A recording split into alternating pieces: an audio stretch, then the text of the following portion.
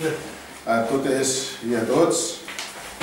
Avui compareixem en roda de premsa, o compareix en roda de premsa com a portaveu del grup municipal socialista per anunciar-los la presentació d'una moció que anem a fer davant del pleno referida a la situació estranyíssima en la que se troba en aquests moments la persona que ostenta el càrrec d'alcalde de la ciutat de Gandia, el senyor Arturo Torró Xisbert. Com vostès saben, el senyor Arturo Torró Xisbert està tramitant, i ha sigut publicat en el boletí oficial de l'Estat, una declaració voluntària de concurs d'acreedors en nombrament d'una administradora, en aquest cas, donat la seva situació econòmica que posa en perill, i per això ho demana, el poder fer front a les seues obligacions de caràcter personal i empresarial. En la part empresarial, nosaltres poc tenim que dir, tot i que des del punt de vista mediàtic és de veres que empresaris que han tingut representació, per exemple el president de la COE, per culpa de la mala administració de les seues empreses, les ha demanat responsabilitat en els càrrecs de representació que tenien, nosaltres no volem entrar en aquesta qüestió. Però quan el senyor Arturo Torró Xisbert se declara com a persona en concurs de creditors, això sí té una sèrie de conseqüències que a nosaltres ens preocupen moltíssim. La primera, pot una persona que es declara incapacitat per a gestionar el seu propi patrimoni i béns, gestionar el patrimoni i béns de ciutadans de Gandia? Al nostre entendre, aquesta incapacitat econòmica afecta també a totes i cada una de les entitats que el senyor Torró administra, incloïda la pròpia corporació municipal. El senyor Torró va quedar incapacitat, estarà en el llibre d'incapacitats, en el registre de la propietat, hi ha un llibre d'incapacitats per a aquells que es declaren en concurs de creditors, i aquest llibre de persones que estan incapacitades per a poder portar qüestions econòmiques entenem que és la demostració més palpable de que també alcança a la incapacitació per a poder portar l'administració de l'Ajuntament de Gandia com a alcalde. Que no la seva representació com a concejal, quedi clar. Afecta les seves capacitats directives.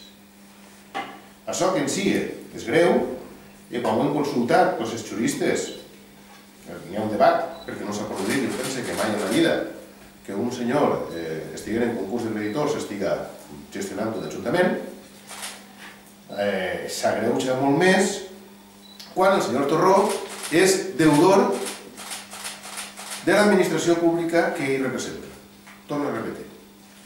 El senyor Torró deu almenys 270.333 euros a l'Ajuntament de Gandia i se declara en concurs de creditors, se declara pràcticament insolvent. I per tant, l'Ajuntament de Gandia, vulga o no vulga el senyor Torró, tindrà que personar-se en el juzgat davant de l'administrador concursal i dir-li, mire, a la ciutat de Gandia aquest senyor li deu 270.000 euros. Això és absolutament kafkià, perquè la seva declaració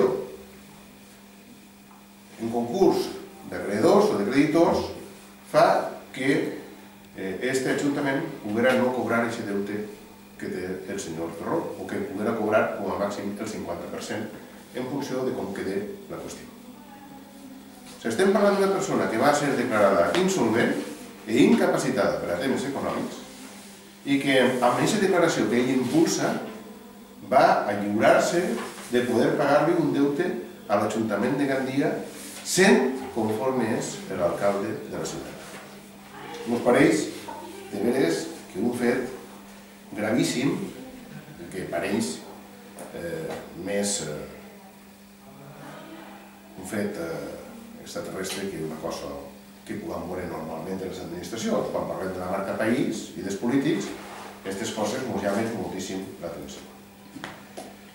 Clar, quan uno entra en situació d'insolvència o demana un concurs per a poder lliurar-se de pagar allò que deu, doncs automàticament hi ha persones que acudixen i informen. Nosaltres avui tenim també la sospita, perquè el rumor està ahí, i volem que s'averigüe, que el senyor Torró també és deutor no sols en l'Ajuntament de Gandia, sinó també en els ajuntaments de Xàtiva i en l'Ajuntament d'Alzira, per temes impositius. No podem assegurar-ho al 100%. És informació que ens arriba i que crec que tenim l'obligació d'averiguar i de transmetre. Per tant, presentem una moció en la que demanem que s'informe als serveis de recaptació de la Diputació de València i a la resta d'administracions públiques de que el senyor Arturo Torró Gisbert està en concurs d'acreedors i que se personen, si és el cas, a fer vàlids els deutes que aquest senyor, com a persona, té en les distintes administracions, incluïdes l'Ajuntament que ell mateixa presideix. La moció demana 3 coses. La primera, que siga suspès i que el Pleno demani la suspensió del senyor Arturo Torró com a administrador nefast i incapacitat per voluntat, a petició pròpia, no sé si per voluntat pròpia, a petició pròpia, com a administrador d'aquest Ajuntament i que es designi per part del ple un administrador. Nosaltres recomanaríem que fora l'interventor de l'Ajuntament o persona tècnica fora de tota sospita que administrara els interessos de l'Ajuntament front al claríssim conflicte d'interessos que té el senyor Arturo Torró com a alcalde i com a persona que s'ha declarat en suspensió de pagos. Demanem que l'Ajuntament de Gandia se persone de manera immediata en aquest concurs de creditors reclamant els 270.333,10 euros que el senyor Torró li deu a l'Ajuntament de Gandia, perquè en cas contrari pensem que estaria fent-se una prevaricació com la copa d'un pi. És a dir, que l'alcalde no demana com a alcalde el que li deu al ciutadà, perquè el ciutadà que ho deu i l'alcalde és el mateix.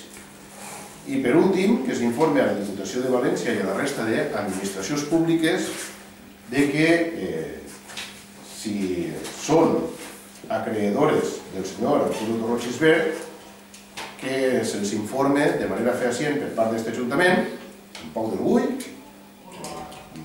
de que aquest senyor està en concurs en suspensió de pagos, en concurs antes de suspensió de pagos, és a dir, un concurs de creditors, per a que se personen allí en defensa dels interessos generals de ciutadans de respectius municipis on aquest senyor puga ser deutor.